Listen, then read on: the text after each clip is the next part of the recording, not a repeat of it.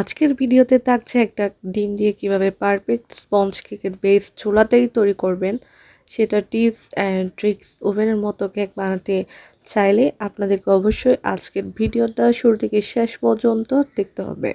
ভিডিওটা দেখলে আশা করি আপনাদের কেক দিয়ে যত সমস্যা হচ্ছে সমাধান হয়ে যাবে। তো আমি এই সুন্দর কেকটা চুলাতেই বেক করেছি। তো দেখে নেওয়া যাক কীভাবে বানিয়েছি। তো কেকের প্রথম স্টেপ হচ্ছে আমাদেরকে শুকনো উপকরণগুলো খুব ভালোভাবে ছেলে নিতে হবে। এর জন্য আমি একটা বাটি নিয়ে ছালিয়ে নিয়ে নিচ্ছি। এখন 1/4 কাপ ময়দা নিয়ে নিচ্ছি।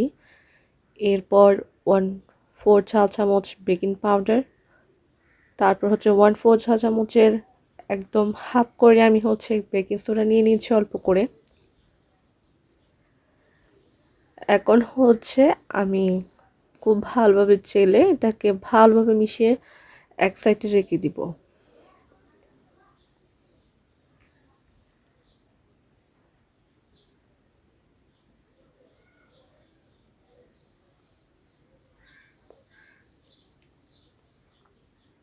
এখন আমাদের মোল্ডের মধ্যে কাগজটাকে সেট করে নিতে হবে। এখন আমি এখানে একটা 5 ইঞ্চ রাউন্ড কেকের মোল্ড নিয়েছি। এখন কাগজটাকে সেট করে নিব।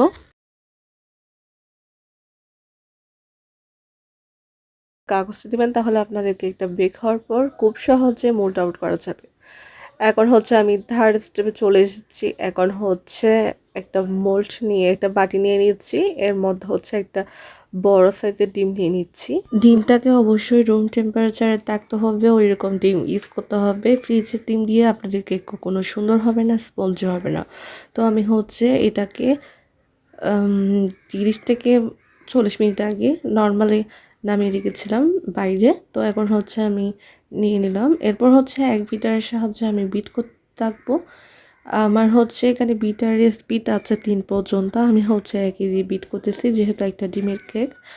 তো এখন আমি এখানে 1/4 কাপ থেকে অল্প কম চিনি অল্প অল্প করে দিয়ে এটাকে ফোম করে নিব যতক্ষণ না এটা একদম সাদা ক্রিমের মতো হয়ে যাচ্ছে। তারপর চিনিটা মেল্ট হয়ে যাচ্ছে।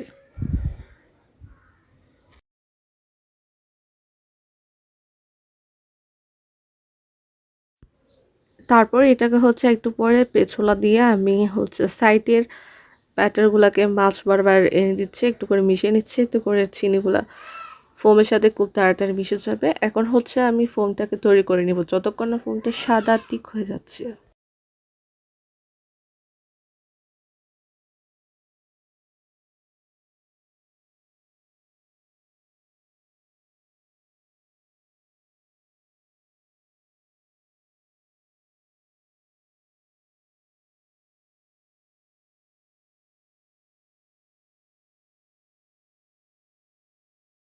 ফোমটা ঠিক হয়ে গেছে।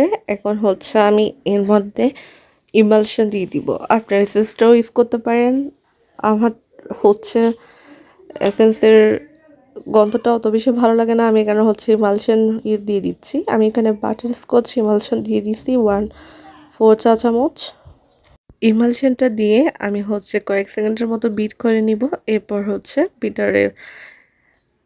বিটারটা অফ করে দিব। এই তো আমার মেশানোটা কমপ্লিট হয়ে গেছে। এখন আমি বিটারটা অফ করে দিচ্ছি। তারপর আমি বিটারের কাঁটাটা সরিয়ে নিচ্ছি।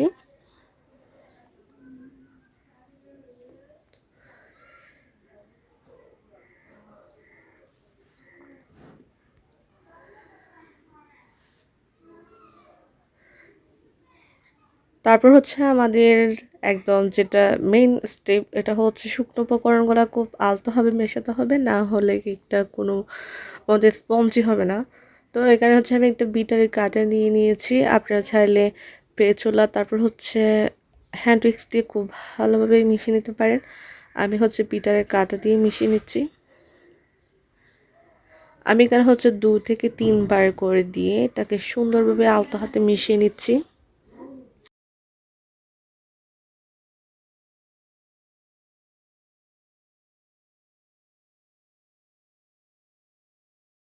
আপনাদের শুকনো উপকরণগুলো মেশানোর সময় খুবই আলতো হাতে মেশাতে হবে। এটাকে তাড়াহুড়োভাবে মেশাতে যাবেন না, তাহলে আপনাদের কেকটা কখনো স্পঞ্জি হবে না, তারপর সুন্দর হবে না।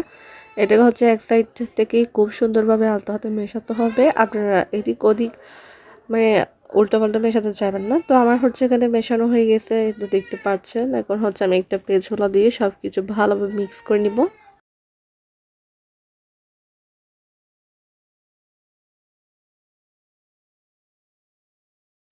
আমার হচ্ছে ব্যাটারটা মেশানো কমপ্লিট।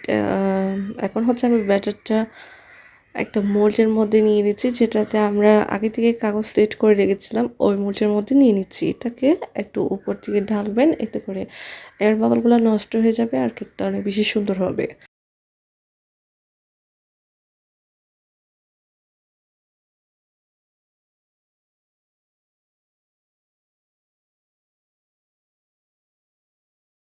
এখন হচ্ছে আমি একটা কেক টেস্টারের সাহায্যে এটাকে সুন্দরভাবে চারপাশে সমান করে দিব। এতে করে আমার কেকটা বেক হওয়ার পর সুন্দরভাবে সমানভাবে ফুলবে। এই তো আমি হচ্ছে এখন ট্যাপ করে নিচ্ছি। এখন হচ্ছে আমি হাঁড়ির মধ্যে কেকটাকে বসিয়ে দিব। এটা আমি 10 মিনিট আগে এভাবে খালি স্ট্যান্ড দিয়ে প্রিহিট করতে দিয়েছিলাম। এখন হচ্ছে মোল্ডটা বসিয়ে দিয়েছি। এই তো দেখতে পাচ্ছেন চুলার আঁচটা একদম লোতে থাকতে হবে। তো এখন হচ্ছে আমি 20 মিনিট পর ফিরে এসেছি। তো আমার কেকটা রেডি হয়ে গেছে, দেখতে পাচ্ছেন। মাশাআল্লাহ, আপনারা যদি টিপসগুলো ফলো করেন আপনাদের কেকটা অনেক বেশি সুন্দর হবে। তো এখন হচ্ছে আমি 30 মিনিট পর কেকটা সম্পূর্ণভাবে ঠান্ডা হয়ে গেছে। তো এখন হচ্ছে আমি মোল্ড আউট করে নিব।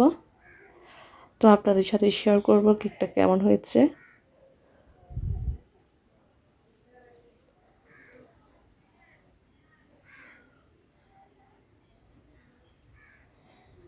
কেক তৈরি অনেক সহজ, কিন্তু মানে কয়েকটা স্টেপ ফলো করলে অনেক বেশি সুন্দর হয় কেক। আর যদি মানে একটু মানে কিছু এদিক ওদিক হয় তাহলে কেকটা নষ্ট হয়ে যায়। তো আপনাদেরকে অবশ্যই সুন্দরভাবে পারফেক্টভাবে কেকটাকে মেক করতে হবে। এই তো দেখতে পাচ্ছেন আমার কেকটা কতটা সুন্দর হয়েছে, একদম পারফেক্টভাবে মেক হয়েছে। এখন হচ্ছে আমি কেকটাকে স্লাইস করে আপনাদেরকে দেখাবো কেকটা ভিতরেও কতটা সুন্দর হয়েছে আর স্পঞ্জি হয়েছে। এরকম একটা স্পঞ্জ কেক আমাদের বার্থডে কেক তৈরি করার জন্য কিংবা ক্রিম কেক তৈরি করার জন্য অনেক বেশি প্রয়োজন। তো আপনারা এভাবে চুলাতে খুব সুন্দরভাবে কেক তৈরি করে নিতে পারেন। এই তো কতটা স্পঞ্জি হয়েছে দেখেন। তো আশা করি ভিডিওটা ফলো করলে আপনারা খুব সুন্দরভাবে বাসায় চুলাতেই কেকটা তৈরি করে নিতে পারেন। অনেকের ভুল ধারণা চুলায় নাকি কেক সুন্দর হয় না। আশা করি এই ভিডিওটা দেখে আপনারা সমস্যার সমাধান হবে। ধন্যবাদ সবাইকে।